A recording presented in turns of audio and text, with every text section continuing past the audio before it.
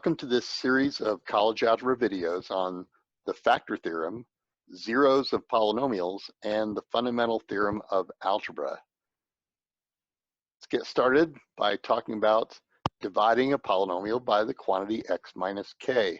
Now, in a previous video, we talked about how to do this division with a simple shortcut called synthetic division, where we put the number k outside this framework and all the coefficients of the polynomial inside this framework.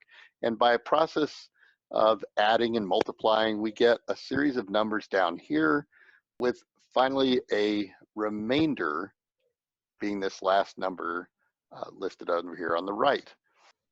In previous videos, we have said that that value there can tell us something about the polynomial itself. It tells us the value of the polynomial when you plug in the number k, and it can tell you if k is a zero of the polynomial.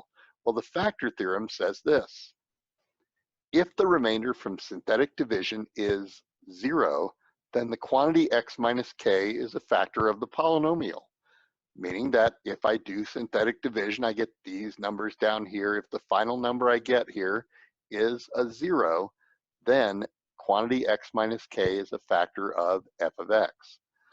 Let's look at a couple of examples that could illustrate this. So first, we're going to determine if x minus 3 is a factor of x cubed minus 8x squared plus 19x minus 12. So let's set up some synthetic division and we'll find out. To set up this synthetic division, I'm going to draw my little framework that I always draw here. And outside the framework, I'm going to put the 3 from the x minus 3. Inside the framework, I'm going to put the coefficients of the polynomial. That would be a 1, a negative 8, a 19, and a negative 12. So synthetic division is this process of adding, multiplying. Add what's below the 1, which is nothing. 1 plus nothing is 1. Multiply. 3 times 1 is 3. Add. Negative 8 plus 3 is negative 5. Multiply. 3 times negative 5 is negative 15. Add. 19 plus negative 15 is 4, and 3 times 4 is positive 12. Finally, add negative 12 and positive 12, and we get a remainder of 0. So this actually fits exactly with what we just said in the factor theorem. The remainder was 0, therefore x minus 3 is a factor of the polynomial. Here we have another example. Determine if x plus 2 is a factor of 5x cubed plus 8x squared minus x plus 7. Let's set up some synthetic division here.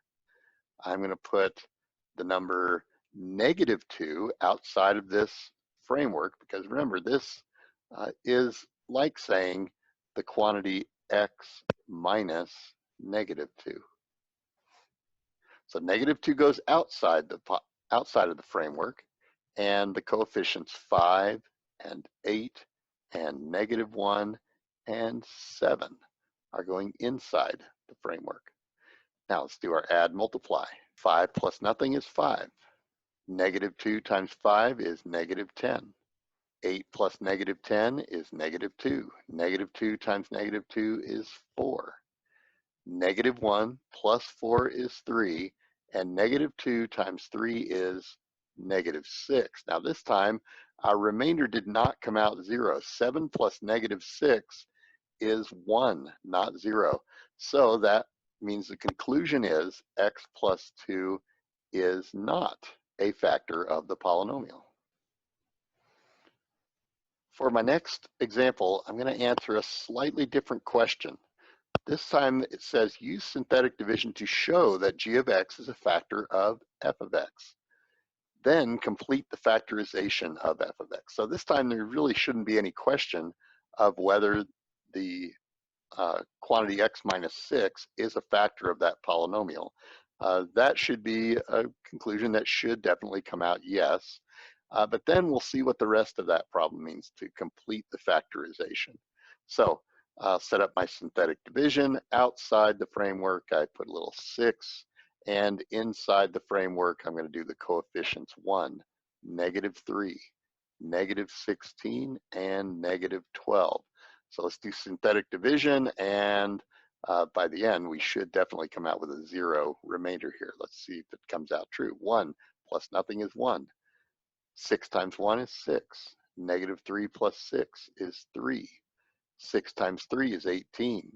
Negative 16 plus 18 is 2. 2 times 6 is 12, and negative 12 and positive 12, yes, we get a remainder of 0. So yes, we are sure that x minus 6 is a factor of that polynomial. But here's something else we know. When we divide by x minus 6, this 132 down here tells us something too. It tells us the polynomial that's left over as our quotient. The quotient is x squared plus 3x plus 2. So that means that this original polynomial f of x can be factored as x minus 6 times the quantity x squared plus 3x plus 2. Now we're going to complete this factorization. That is, we're going to factor it a little bit further. X squared plus 3x plus 2 is a polynomial that can be factored fairly easily.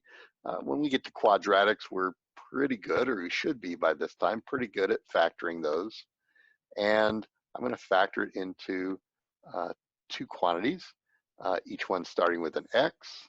And to get 2 at the end, 2 times 1. And to make sure it adds up to 3 in the middle, a plus 2 and a plus 1. And now I've completed that factorization.